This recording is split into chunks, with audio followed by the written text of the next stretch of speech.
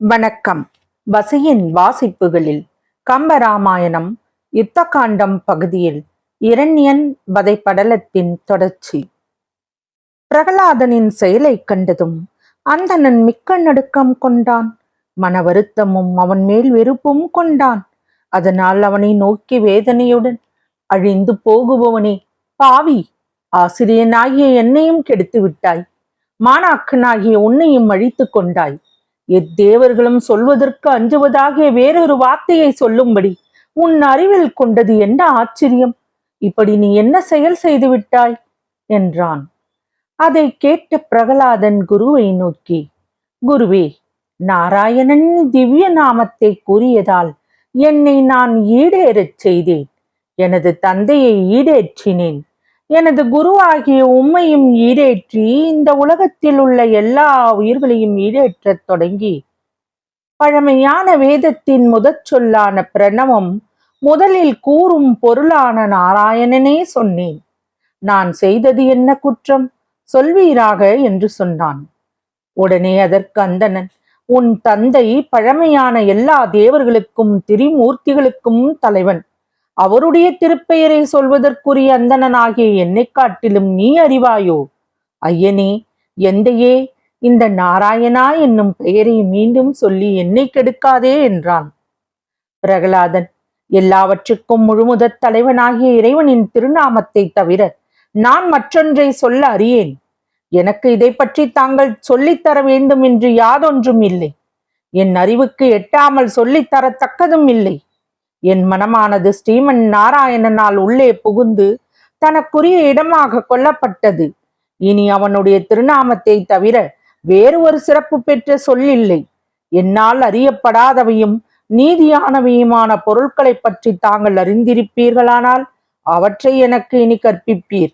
வேதங்களை உணர்ந்த அந்தணர்கள் ஆராய்ந்து தெய்வமாக சொல்வது எந்த கடவுளையோ, உபனிஷதங்கள் யாவரும் அறியுமாறு சொல்வது எந்த பரம்பொருளையோ, தேவர்களும் முனிவர்களும் தமது செய்வினை தீருமாற சொல்கின்ற அந்த பரம்பொருளின் திருநாமத்தையே நான் சொன்னேன். அதை தவிர கூறத்தக்க வேறொரு சிறந்த பெயரும் இருக்கின்றதோ?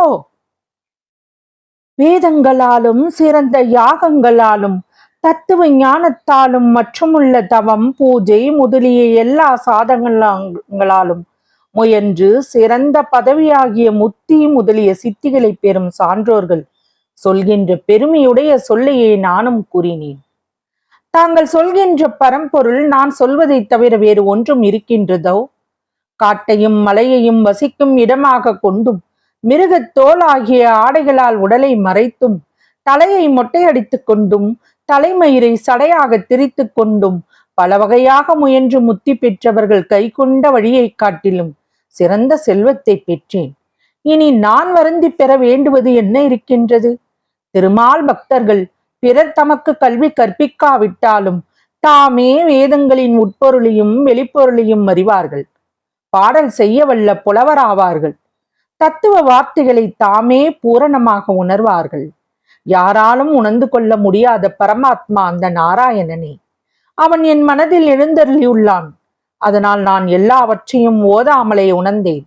நீரோ வேதம் முதலியவற்றை ஓதியும் அதன் உட்பொருளை உணரமாட்டாது இருக்கின்றீர்.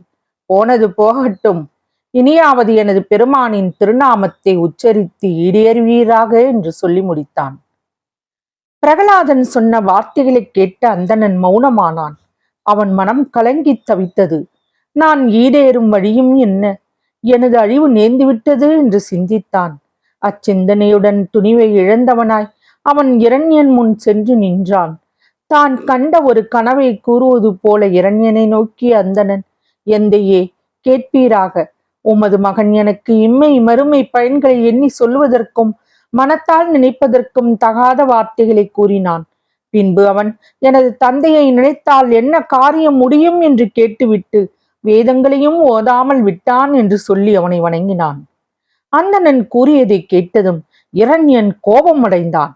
வேதியனே, நமக்கு தகாததும் முன்பு எவரும் சொல்லாததும் தன் மனதில் தோன்றிய அறிவினால் தானா புதிதாக கொண்டதுமான என் மகன் சொன்னது என்ன? அதைச் சொல் என்று கேட்டான்.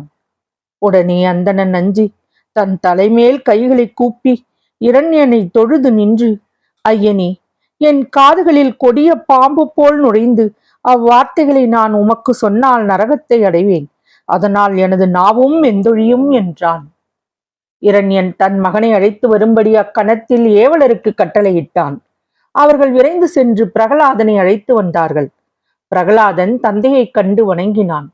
தன்னை வணங்கிய மகனை நோக்கி இரண்யன் புன்முறுவல் கொண்டான். அன்போடு அவனை தன் பக்கத்தில் உட்கார வைத்துக் கொண்டான். அவனை நன்றாக பார்த்த இரண்யன், மகனே பிரகலாதா, உனது குரு வெறுக்கும்படி நீ அவரிடம் கூறிய தவறான சொல்யாது? சொல் என்று வினாவினான். தந்தையே, வேதம் ஓதுகையில் முதலில் சொல்லும் பிரணவத்தின் சுரூபமாகிய யாவருக்கும் ஒப்பற்ற தனிக்கடவுளாக இருப்பவனின் திருநாமத்தையே நான் கூறினேன்.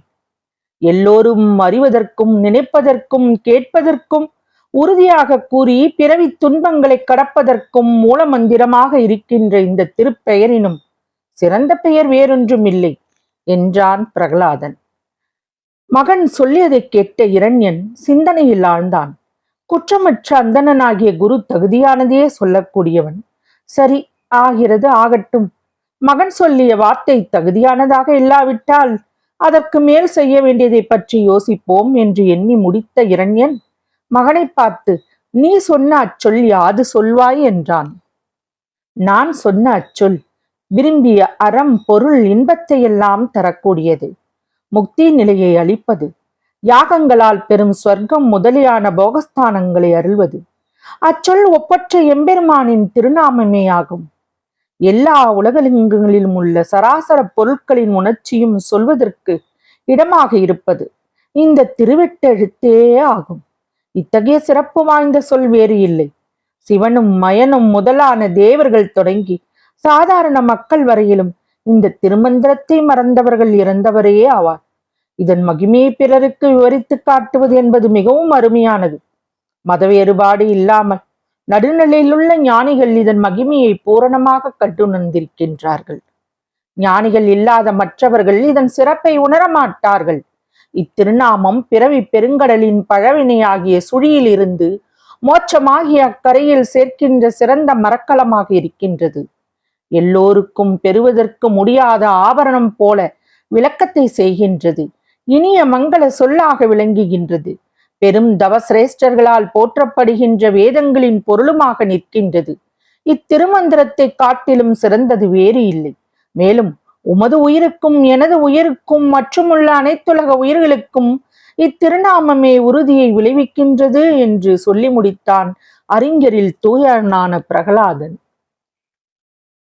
தொடரும் வசியின் வாசிப்புகளை சப்ஸ்கிரைப் பண்ணுங்க, லைக் பண்ணுங்க, ஷேர் பண்ணுங்க, உங்க கருத்துக்களை கமெண்ட்ல பதிவு பண்ணுங்க.